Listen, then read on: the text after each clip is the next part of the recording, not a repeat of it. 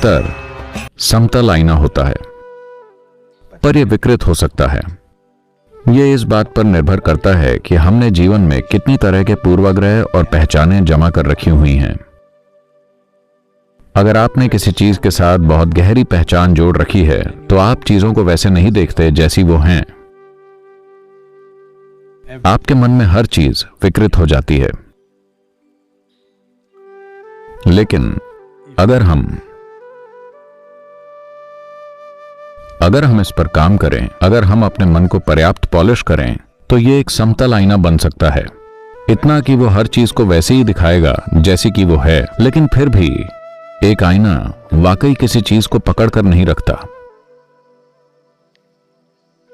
अगर आप एक पुराने आईने को देखें जो कि 500 साल या 200 साल पुराना हो या जितना भी पुराना हो, शायद लाखों अलग अलग चेहरे उस आईने में देखे गए हों, लेकिन उन चेहरों का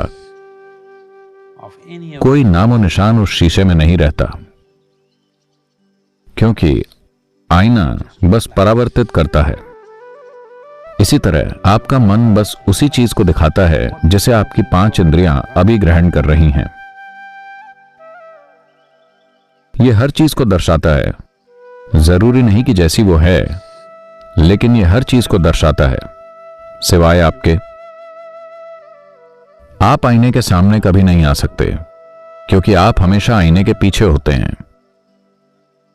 आप कभी भी आईने के सामने की सतह पर नहीं आ सकते, आप केवल आईने के पीछे होते हैं।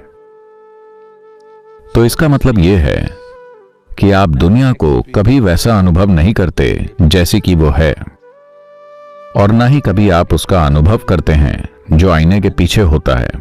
पूरा जीवन बस आईने में आने वाली उन तमाम तस्वीरों को देखने में चला जाता है जिनका उस पर एक निशान तक नहीं पड़ता।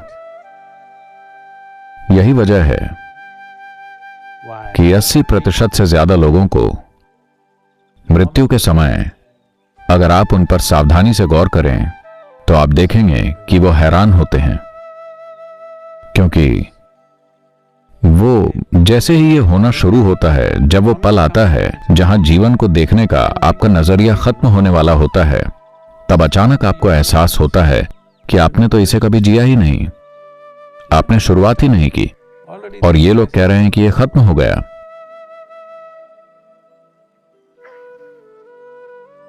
आप देखेंगे कि वो लोग जिनके अनुभव तीव्र रहे हैं, जरूरी नहीं कि ऐसा उनके आत्मज्ञान या किसी और चीज की वजह से है। मान लीजिए उन्हें जीवन में बहुत शक्तिशाली हालातों या घटनाओं की वजह से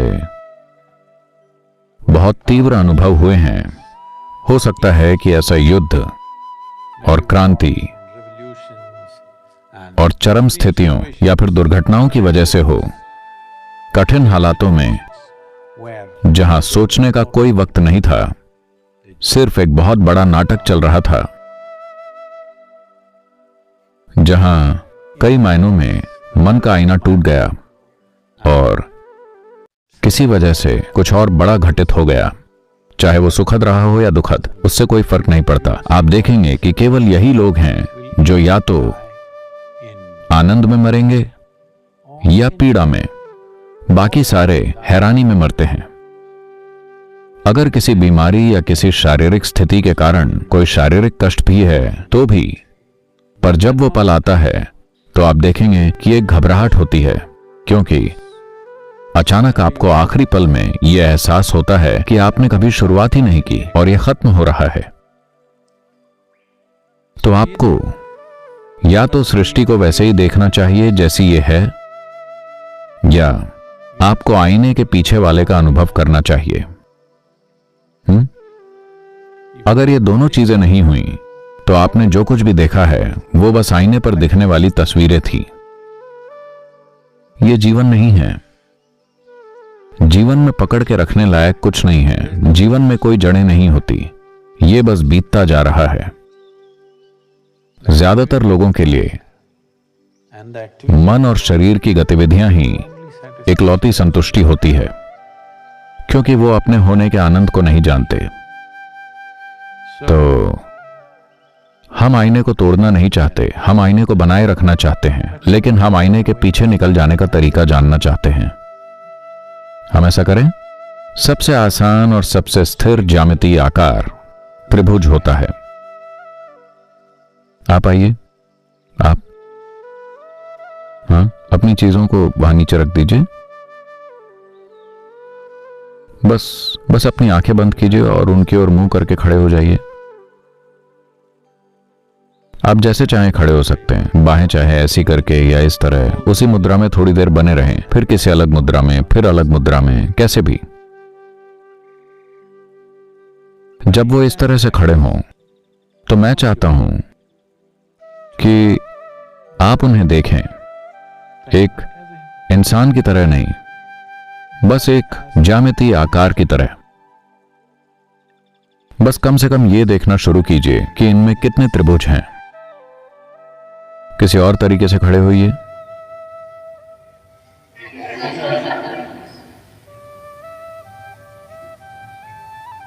किसी दूसरे तरीके से।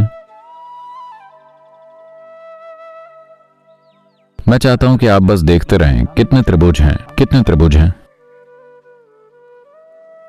एक खड़े हुए आदमी के इस सरल से आकार को आप कितने त्रिभुजों में बांट सकते हैं? तो अगर आप 3, 4, 5 त्रिभुज देख रहे हैं तो उसे 25 बनाने की कोशिश कीजिए।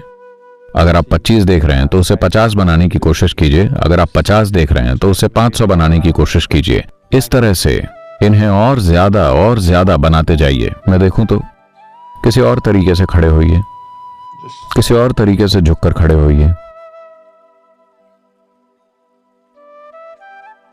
कम से कम उनकी एक बाह को तो आप पक्का देख सकते हैं। ठीक है, अब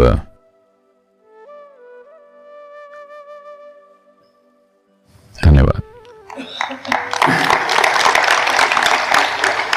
अच्छा, आपको प्रदर्शन